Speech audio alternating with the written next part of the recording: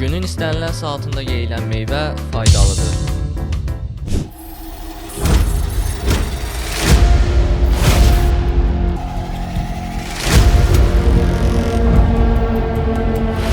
Əslində isə doğru qəbul edilən bu fikir yanlışdır. Bir çoxları düşünür ki, meyvə sağlam qidadısa, onu günün istənilən saatında yemək olar. Ancaq bu fikir tam olaraq doğru deyil.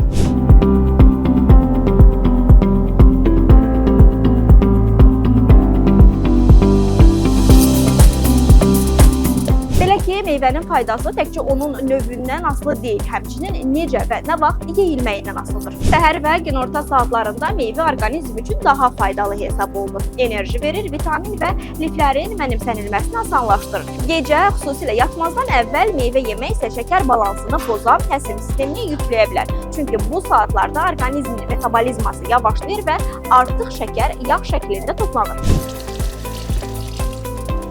Meyvəni əsas yeməkdən dərhal sonra deyil, 2-3 saat sonra yemək məsləhət görülür. Bu zaman həm həzm sistemini rahatlaşdırır, həm də meyvədən maksimum şəkildə vitamin əldə etmək mümkündür. Unutmayaq ki, meyvə sağlam qidalanmanın vacib hissəsidir, amma onu doğru zamanda yemək sağlamlığın açarıdır.